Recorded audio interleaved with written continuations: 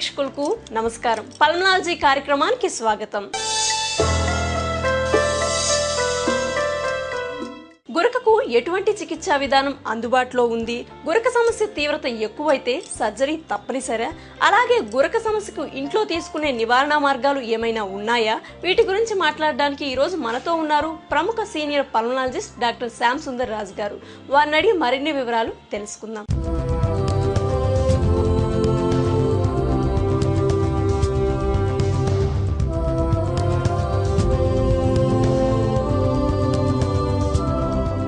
నమస్కారం డాక్టర్ గారు. నమస్కారం డాక్టర్ గారు, చాలా మంది గురక సమస్యతో బాధపడుతూ ఉంటారు. ఈ సమస్యతో బాధపడే వాళ్ళు ఏ డాక్టర్ని సంప్రదించాలంటారు? గురక వ్యాధితో బాధపడుతున్న వాళ్ళు ఏ డాక్టర్ని సంప్రదించాలనేది కూడా ఒక పెద్ద సమస్యే. ఎందుకంటే గురక అనేది మామూలుగా నిద్రలో వస్తూ ఉంది. సో నిద్రలో వస్తున్నప్పుడు ఆ నిద్రకు సంబంధించి అంటే న్యూరాలజిస్ట్ ఉంటారు. కానీ ఆ నిద్రలో మనకు శ్వాసలో ఇబ్బంది అవుతూ ఉంది కాబట్టి మరి రెస్పిరేటరీ ఫిజిషియన్స్ లేదా పల్మనాలజిస్టులు వస్తారు.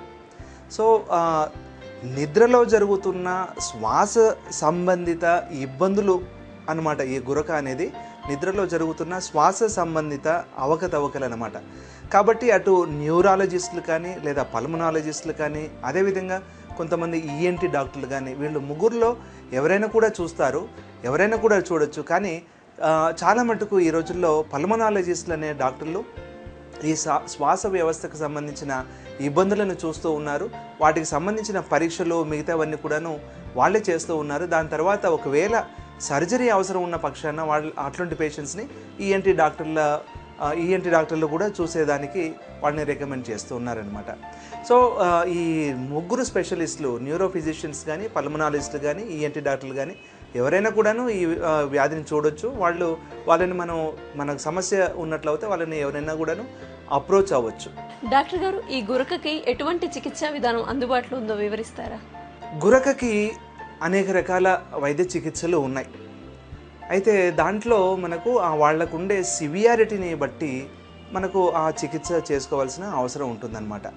అయితే కొంతమందిలో చాలా మైల్డ్గా కొద్దిగా మాత్రమే ఉండడం, వాళ్ళకి అది అంత ఇబ్బందికరంగా ఉండకుండా వేరే వ్యవస్థల మీద అంటే ఆ బ్రెయిన్ పైన కానీ హార్ట్ పైన కానీ లేదా ఇక డయాబెటీస్ కానీ హైపర్ టెన్షన్ ఇలాంటి ప్రాబ్లమ్స్ ఏమీ లేనట్లయితే వాళ్ళకి పెద్ద చికిత్స అవసరం అంటూ లేదు. ఇది మైల్డ్ అబ్స్ట్రక్టివ్ స్లీప్ యాప్నియా లేదా ఈ యాప్నియా హైపాప్నియా ఇండెక్స్ అంటాం అనమాట. సో గురక మైల్డ్గా వీళ్ళల్లో ఉన్నట్లు లెక్క. సో కాకపోతే మోడరేట్ అంటే వీళ్ళకంటే కొంచెం సివియర్గా ఉండేవాళ్ళు లేదా ఇంకా బాగా సివియర్గా ఉండే వాళ్ళల్లో మాత్రం ఈ గురకకు సంబంధించిన చికిత్స తీసుకోవాల్సిన అవసరం ఉంటుంది. సో కొంతమందిలో మెడిసిన్స్ ఉంటాయి, కొంతమందిలో సర్జరీస్ ఉంటాయి, మరికొంతమందిలో కొన్ని ఇన్స్ట్రుమెంట్స్ కూడా ఉంటాయి అన్నమాట. వీటిల్లో వాళ్ళ అవసరాన్ని బట్టి వాళ్ళ కన్వీనియన్స్ పేషెంట్ దాన్ని టాలరేట్ చేస్తున్న దాన్ని బట్టి మనం నిర్ధారించాల్సి ఉంటుంది. డాక్టర్ గారు, ఈ గురకను నివారించడానికి ఇంట్లో తీసుకునే చిట్కాలు ఏమైనా ఉన్నాయంటారా?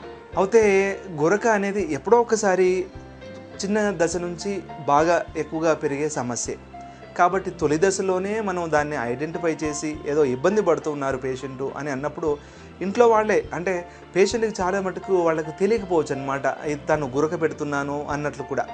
కాబట్టి ఆ పక్కన ఉండేవాళ్ళు ఇంట్లో వాళ్ళు ఎవరైనా కూడాను లేదా స్నేహితులు కానీ వాళ్ళకి చెప్పాల్సి ఉంటుందన్నమాట. ఇదిగో ఈ సమస్య ఉంది కాబట్టి దీన్ని వెంటనే మనం కరెక్ట్ చేసుకోవాలి. చాలామంది ఏం చేస్తుంటారు అంటే ఈ గురక పెడుతున్నప్పుడు వాళ్ళు వెళ్ళకిలా బాగా పడుకొని ఉండడం చేస్తూ ఉంటారు. అంటే వెళ్ళకిలా పడుకున్నప్పుడే గురక ఎక్కువగా వస్తుంది. ఎందుకంటే నోట్లో నాలుక బాగా అంటే అదొక పెద్ద కండరం అనమాట. అది గొంతులో వరకు జారిపోయి అది మనకు ఏంటంటే ఆ ఊపిరి ఇబ్బందులు అడ్డంకుల్లాగా చేస్తూ ఉంటుంది. వాళ్ళు గురక పెడుతూ ఉంటారు. కాబట్టి ఆ వెళ్ళకిలా పడుకోకుండా సైడ్లో అనమాట అంటే కుడివైపున కానీ ఎడమ వైపున కానీ ఒక సైడ్లో మనం పడుకున్నట్లయితే ఆ నాలుక అనేది గొంతులోకి వెళ్లకుండా వెనుక భాగం అనమాట. సో అది అడ్డుకోకుండా గురక రాకుండా మనం చేయొచ్చు. అలాగే కాట్ మనం పడుకునే మంచం ఒకవేళ అంటే తలభాగం కొద్దిగా ఎత్తులో ఉంచాలి. తలభాగం ఎత్తులో ఉంచాలి అంటే ఒక 2-3 పిల్లోస్ వేసుకొని తలని ఎత్తుగా ఉంచడం కాదు. మంచానికి కింది భాగమే ఒక ఇటుక మందంగా మనం ఆ మంచాన్ని తలభాగాన్ని ఎత్తినట్లు అవుతే అదొక స్లాంట్ లాగా తయారవుతుందన్నమాట. సో ఈ స్లాంట్లో మనకేంటంటే ఈ తలభాగం పైన ఉండడం, ఈ నాలుక లోపలికి గొంతులోకి వెళ్ళకుండా అడ్డంకులు రాకుండా ఈ శ్వాస వ్యవస్థ సరిగ్గా జరిగేటట్లుగా మనం చేయొచ్చు అనమాట. సో అలాగే కొంతమంది అంటే ఈ ఒబేసిటీ ఉండేవాళ్ళు ముఖ్యంగా ఈ బిఎంఐ అని అంటాం అనమాట, అంటే బాడీ మాస్ ఇండెక్స్, అది 25 కంటే ఎక్కువగా ఉండేవాళ్ళు, 30 కంటే ఇంకా ఎక్కువగా ఉండే వాళ్ళల్లో ఈ జబ్బు గురక అనేది చాలా సాధారణంగా కనబడుతూ ఉంటుంది. అంటే మనది వెయిట్ బై హైట్ స్క్వేర్ అనేదాన్ని బాడీ మాస్ ఇండెక్స్ అంటాం అనమాట. మనమందరం కూడా 20-25 మధ్య ఇది ఉండేటట్లుగా మనం చూసుకుంటే ఈ గురక లాంటి సమస్యలని మనం అధిగమించవచ్చు. సో ఎవరైనా కూడా బాగా లావుగా ఉన్నవాళ్ళు, ఒబేసిగా ఉన్నవాళ్ళు, వాళ్ళల్లో బిఎంఐ అనేది ఎక్కువగా ఉంటే దాన్ని తగ్గించుకోవడానికి, అంటే వెయిట్ వాళ్ళు తగ్గించుకొని బిఎంఐ 20-25 మధ్య ఉండేటట్లు చూసుకోవాలి. సో వెయిట్ రిడక్షన్ అనేది చాలా ఇంపార్టెంట్ పాయింట్ అనమాట. సో ఈ గురక సమస్యను తొలి దశలోనే మనం కంట్రోల్ చేయాలి, రాకుండా చేయాలి అని అంటే రెగ్యులర్ ఎక్సర్సైజెస్, కనీసం ఒక 1 hour 2 hours regular exercises, including ఈ నెక్ మజిల్స్ ఎక్సర్సైజెస్ కూడా మనం చేస్తూ ఉంటే ఈ కండరాల బిగుతు కూడా బాగా ఉంటుంది. వెయిట్ బాగా ఈ ఎక్సర్సైజెస్ మూలాన తగ్గుతారు కాబట్టి వాళ్ళల్లో ఈ కండరాల వెడల్పు, శ్వాసనాళాల వెడల్పు మంచిగా ఉంటుంది, బిగుతు బాగా ఉంటుంది. కాబట్టి వాళ్ళల్లో ఈ గురక మనం నివారించవచ్చు. అలాగే కొంతమంది ఈ సెడేటివ్స్ లేదా ఈ ఆల్కహాల్ లాంటి సబ్స్టెన్సెస్ వాడే ఉండే వాళ్ళు ఉంటారు. సో ఆల్కహాల్ తీసుకునే వాళ్ళలో వాళ్ళు మత్తుగా ఉన్నప్పుడు ఈ కండరాల బిగుతు బాగా తక్కువగా ఉంటుంది. మెజారిటీ ఆల్కహాలిక్స్ కొద్దిగా వెయిట్ కూడా ఎక్కువగా ఉంటారు కాబట్టి వాళ్ళలో ఈ గురక సమస్య వస్తుంది. కాబట్టి ఆల్కహాల్ అనేది వెంటనే మానేసేయాలి. సో దాని ద్వారా వాళ్ళ అంటే యాక్టివిటీ పెరుగుతుంది, మైండ్ ఫ్రెష్గా ఉంటుంది, కండరాల బిగుతు పెరుగుతూ ఉంటుంది. ఒకవేళ వాళ్ళు ఎక్సర్సైజ్ ఇలాంటివన్నీ కూడా చేసినట్లయితే, డైట్ కంట్రోల్ కూడా చేసినట్లయితే వాళ్ళ వెయిట్ తగ్గి వాళ్ళకు ఈ గురక తగ్గిపోతుంది కూడా. కొంతమంది మత్తు మందులకి అలవాటైపోయే వాళ్ళు కూడా ఉంటారనమాట. అవి ట్యాబ్లెట్లు కానీ ఇంజక్షన్లు కానీ. ఆ మత్తు పదార్థాలు తీసుకున్నప్పుడు వాళ్ళల్లో బాగా మగతగా ఉండడం, డ్రౌజినెస్ ఉండడం, ఈ కండరాల బిగుతు బాగా తగ్గిపోవడం, వాటి మూలనే గురక రావడం జరుగుతూ ఉంటుంది. కాబట్టి అలాంటి వాళ్ళు కూడా ఆ మత్తు పదార్థాల జోలికి వెళ్లకుండా ఉండడం మంచిదన్నమాట. ఇదే కాకుండా ఈ కండరాల బిగుతు మనం సాధారణంగా బాగా ఇంప్రూవ్ చేసుకోవాలి, శ్వాస వ్యవస్థ బాగా జరగాలి అని అనుకుంటే మ్యూజికల్ ఇన్స్ట్రుమెంట్స్, ఏమన్నా మౌత్ ఆర్గాన్స్ కానీ మ్యూజికల్ ఇన్స్ట్రుమెంట్స్, నోటి ద్వారా మనం వాయించే ఇన్స్ట్రుమెంట్స్ మనం వాయిస్తూ ఉన్నట్లయితే 1 గంట 2 గంటలు ప్రాక్టీస్ చేస్తూ ఉన్నట్లయితే ఈ నోట్లో ఉండే కండరాలన్నీ కూడాను, గొంతులో ఉండే కండరాలన్నీ కూడాను, సాఫ్ట్ ప్యాలెట్, ఫ్యారింగ్స్ ఇవన్నీ కూడాను బాగా స్ట్రాంగ్ అవుతుంది, ఆ గురక సమస్య తగ్గుతుంది.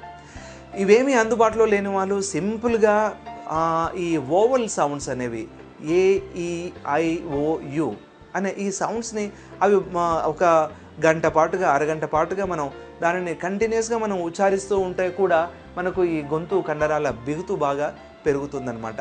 ఇది కూడా లేని వాళ్ళు సింపుల్గా నాలుకని బయటకు పెట్టి చక్కగా అనమాట అటు ఇటు left side and right side ఇలాగా ముందుకు చాపటం, అలాగే ఎడమ కుడికి మనం జరుపుతూ ఉన్నట్లయితే ఆ కండరాల బిగుతు కొంచెం రాను పెరిగే అవకాశం ఉంది. అయితే ఇవి చిట్కాలు మాత్రమే, ఇవి చాలా చిన్నవి మాత్రమే. ఈ చిన్నవి మనం పాటించడం మూలాన అసలు పూర్తిగా గురక సమస్య అనేది పోతుంది అని అనుకోవటం పొరపాటే. కాకపోతే తొలి దశలోనే బాగా స్టార్టింగ్ స్టేజ్ల్లోనే కనుక మనం ఇలాంటివి చేస్తే సీరియస్ ప్రాబ్లం రాకుండా చేసుకోవడానికి వీలవుతుంది. ఒకవేళ సీరియస్ ప్రాబ్లం కనుక మొదలవుతే దాని చికిత్సా పద్ధతులన్నీ కూడాను వేరే మనం చూసుకోవాల్సి ఉంటుంది. పల్మనాలజీ కార్యక్రమంలో ఒక చిన్న విరామం.